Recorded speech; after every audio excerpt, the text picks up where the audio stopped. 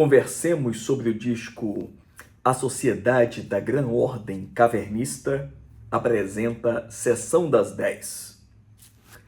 É um disco de Raul Seixas, mas não apenas de Raul Seixas. Na verdade, é um disco de um coletivo, de um grupo. Esse grupo é chamado de Cavernistas ou, como está na capa, A Sociedade da Gran Ordem Cavernista. Esse disco foi gravado em 1971. Para chegarmos à história da obra, eu preciso partir da história do nosso protagonista, Raul Seixas. Em 68, juntamente com sua banda, Raulzito e os Panteras, ele grava esse disco homônimo, Raulzito e os Panteras. Esse disco caiu na vala, deu em nada na época. Não gerou repercussão, sucesso, dinheiro, propagação, nada. Raulzito e seus amigos de banda voltam para a Bahia. Eles eram da Bahia. A base deles era Salvador. Raul Seixas se dispersa dessa banda e entra ali na maior deprê. Afinal, o grande sonho não foi obtido, não foi bem sucedido. Eis que então, ainda naquele ano de 68, de novo ele, Gerry Adriani, o mesmo que já havia convidado Raul e sua banda para o Rio, como banda de apoio dele, e conseguiu com a gravadora dele, Gerry Adriani, o contrato para gravarem o Raulzito e os Panteras.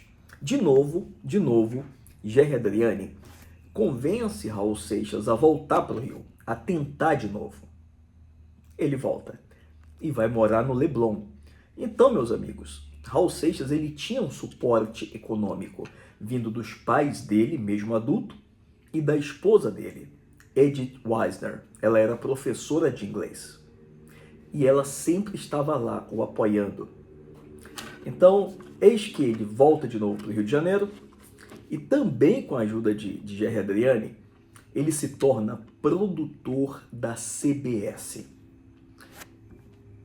Na época, maior gravadora que nós tínhamos no país, juntamente com a EMI. Então ele se torna, olha só, outro golpe de sorte. Produtor da CBS. Não era pouca coisa. O ganho salarial não era muito, mas ele tinha muito acesso. Ele tinha prestígio, ele tinha autoridade na gravadora. Ele então começa a trabalhar com vários músicos. Ele trabalhou com Ed Wilson. Ed Wilson era um dos famosos da Jovem Guarda. O próprio Gerry Adriani, Diana, Odair José, Baltazar, Renato, lá do Renato e os Blue Caps, Leno, lá do Leno e Lilian. Inclusive a Lilian, ela não era par romântica do Leno. Ela era namorada do Renato, né? Do Renato dos Blue Caps. Então, ele se entrosava com essa galera. Ele era produtor, mas ele também compunha para essas pessoas. Então, ele estava ali no ambiente que ele gostava, do que ele sabia fazer. Até que ele vai produzir alguém chamado Sérgio Sampaio. E Sérgio Sampaio faz renascer em Raul a fagulha de se tornar artista, de sair dos bastidores e ir para o front stage, ir para a frente do palco. Raul, então, decide gravar um disco próprio, mas não dele somente. Forma um grupo. Ele, o amigo Sérgio Sampaio, uma que era gravada na CBS, Miriam Batucada, era uma musicista que gravava samba, cantava samba. E como ela ficava tamborilando sempre com os dedos, ganhou o apelido de Batucada. E mais um amigo deles, chamado Edi Starr. Esse quadro, Edi Starr Miriam Batucada, Sérgio Sampaio e Raulzito, que o nome dele ainda era Raulzito, o nome artístico dele era Raulzito, se juntam e resolvem gravar um disco. Ponto. Detalhe, aqui temos duas versões. Uma versão do Raul, que a gente sabe que adorava contar uma lorota, mas não era que ele era mitomaníaco, não, ele era pensado, né? Era pensado.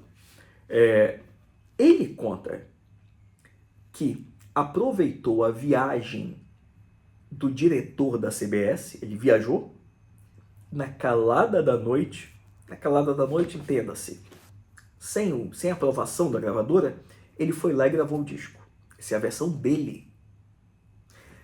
Já a outra versão, que eu acho que é a real, é a mais consentânea, nos é trazida por Edi Starr. Edi Starr nos diz que o disco não tinha nada de escondido. Podia até não ter um incentivo da gravadora, mas escondido não foi. Foi gravado com o apoio de todos. Eu acho que essa é a versão verdadeira, porque o disco, meus amigos, está numa produção de nível altíssimo. Não se tem como fazer algo daquele nível na calada da noite sem ninguém saber. Não. Tem orquestra, tem toda uma produção, tem coral. Tá um negócio, assim, muito bem produzido.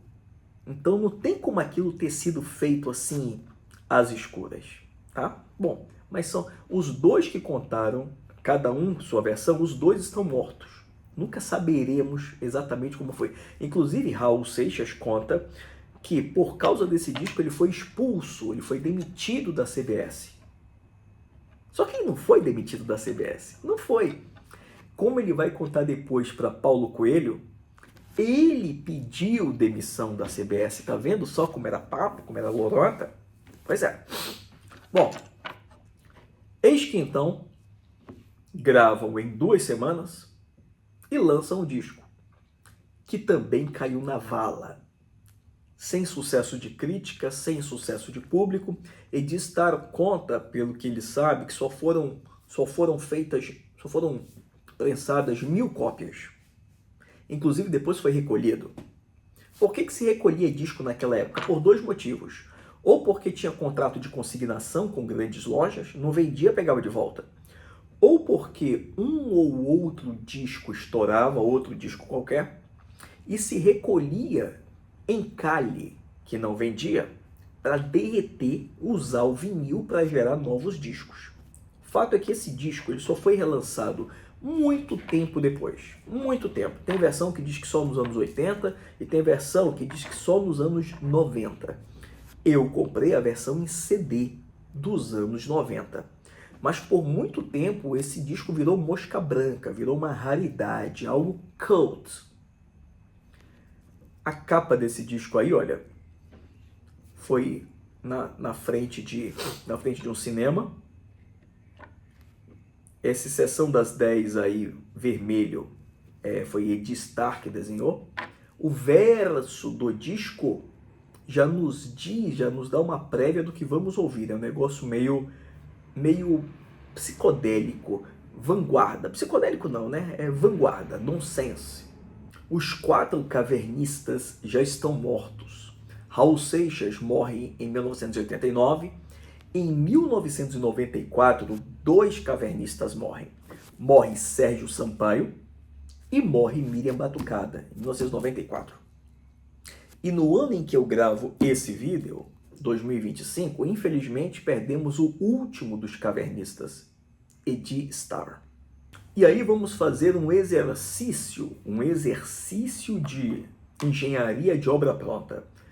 Por que esse CD não... De novo. E aí vamos fazer um exercício de engenharia de obra pronta. Por que esse disco não estourou?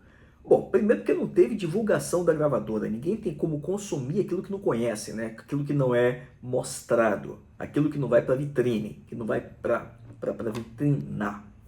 Então a gravadora nem aí pro disco. Mas quando nós escutamos o disco, nós vemos ótimas músicas. Ótimas músicas.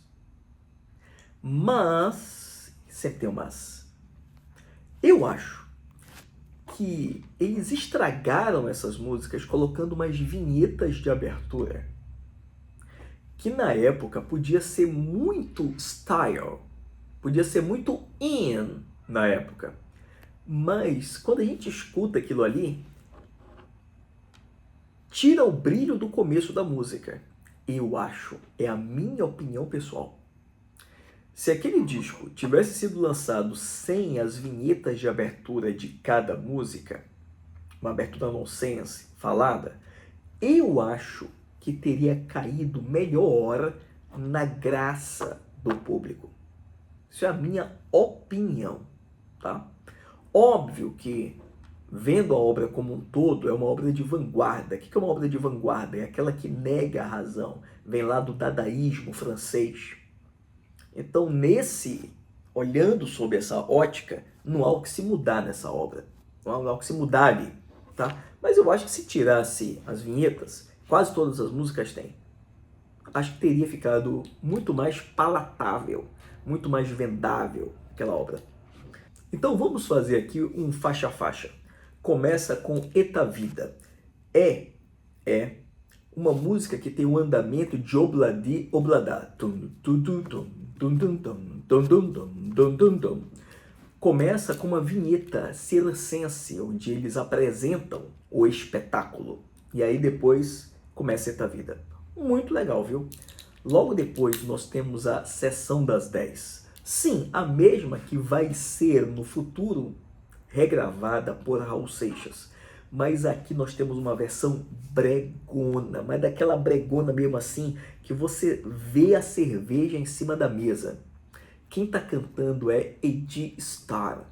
Assim, uma música assim, muito brega, muito legal mesmo. Eu gosto de brega, tá? E começa, a música é maravilhosa, mas começa com uma vinheta nonsense. Eu comprei uma televisão, que distração, que distração. Caramba, velho, pra que isso? Mas, entrando na música, vira um bolero, uma seresta muito, muito legal. E nessa versão tem algo que na versão do Raul no futuro não vai ter. Tem um dedilhado, tem um violão de nylon dedilhado muito, muito legal. Um arranjo, na minha opinião, melhor que a versão gravada pelo Raul futuramente. Essa é a Sessão das 10. Próxima música é Eu Vou Botar Pra Ferver. Olha, começa com a vinheta, né? Hoje vi meu ídolo da juventude. Essas coisas não me assustam mais. Assim os discos voadores nunca irão pousar. Nada a ver, tá, gente? Mas aí entra na música um baião. Um baião muito legal, um baião com embolada, cara. Muito legal, cantado ali por Sérgio e Raul. Baião com embolada. Quarta música é Eu Acho Graça. Eu Acho Graça. Começa com uma vinheta, né? Alô, é Jorginho Maneiro? É verdade que você é hippie? Podes crer. Guitarra distorcida e aí começa outro baião. Outro baião. Muito legal, gente. Antigamente, quando tinha um iPod da Apple, tinha uma opção que a gente podia programar cada música com um corte inicial ou final. Você podia programar a partir de qual minuto, segundo da música você queria ouvir aquela música. Essa função se perdeu. Mas hoje, se eu escutasse essa música no iPod, eu ia cortar essas vinhetas aqui para ir direto para as músicas, viu? Né? Não tem isso no Spotify, poderia muito bem ter. Logo depois a gente chega na quinta música, Chorinho Inconsequente. Começa lá. Há um hippie em pé no meu portão, no meu portão, no meu portão. É cantado por Miriam Batucada. Gente, é um sambinha partido alto, samba partido alto, aquele samba assim de boteco, cantado por Miriam Batucada, muito legal, maravilhosa. Veja que eu tô falando bem de todas as músicas. Não é porque eu sou fã do Raul, porque tem música dele que eu não gosto. Mas essas músicas aqui, que não são só dele, né? São dele e do grupo. Gente, são muito legais. Os compositores aqui são Sérgio Sampaio e Raul Seixas, os dois grandes compositores aqui. Nós chegamos na sexta música. É um shot, gente. É um shot, mas é puxado para MPB. Shot misturado com MPB. Bem poderia tocar num programa de rádio daqueles de MPB. Poderia. Como poderia tocar num programa de música nordestina. Shot. Veja que Raul já flertava desde aqui, misturando rock com baião. Aquilo que ele vai chamar de baioque. Baioque. Chegamos à sétima música, Sou Tabaroa. Aqui, a vinheta já está dentro da música. Então, sendo parte da própria música, já começa a melhorar. É uma embolada, cantada por Miriam Batucada. A oitava música, para mim, é a melhor do disco. É a música que eu mais gosto. Todo mundo está feliz. Gente, essa música é uma obra-prima. Obra-prima. Sim, começa com uma vinheta. A vinheta é mais ou menos assim. Está no ar? Estamos aqui em plena Cinelândia gravando o programa Brasa Viva. Vamos entrevistar um transeunte. Ei, você aí, qual é o tipo de música que você prefere? Barulhenta ou melodiosa? Barulhenta, né? Eu sou jovem. Gente, isso aí é no começo da música. E aí começa uma obra-prima com órgão Hammond, com orquestra, com coral. Muito legal. Ela é cantada por Sérgio Sampaio e tem um baixo maravilhoso. Podendo, para quem não conhece e quer conhecer esse disco, vai direto na oitava música.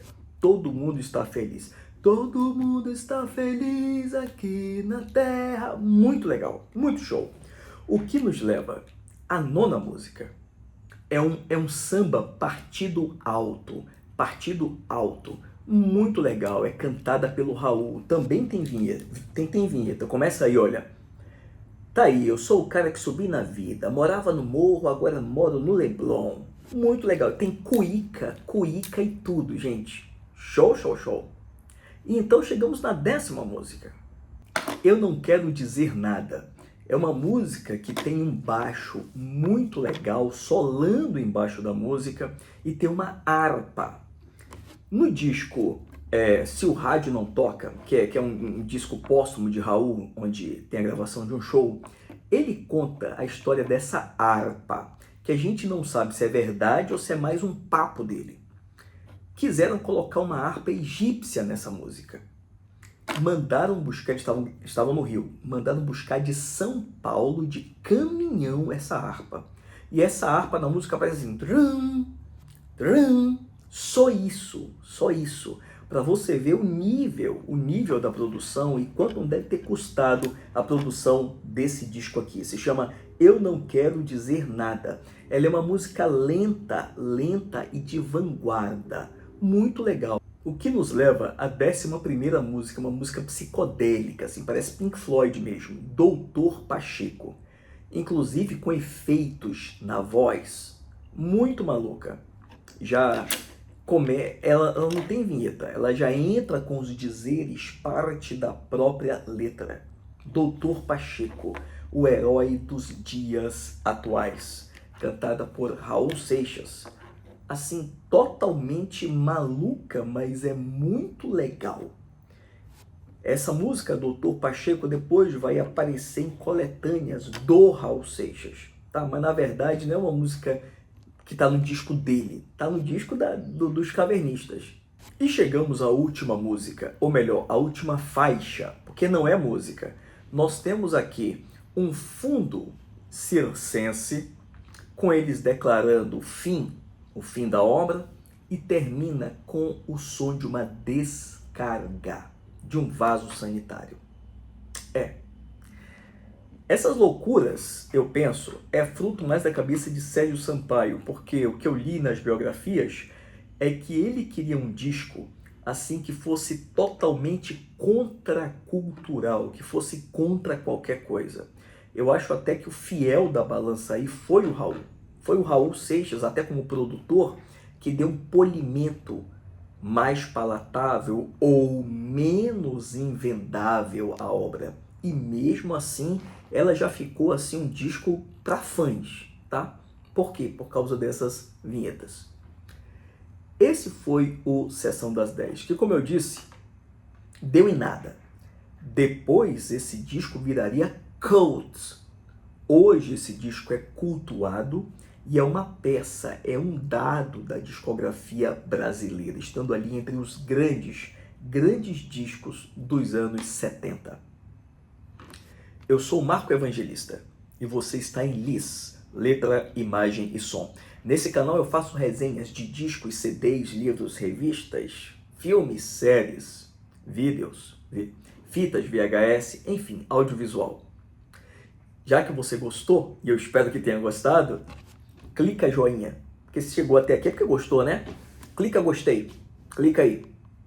Torne-se um assinante, um inscrito desse canal.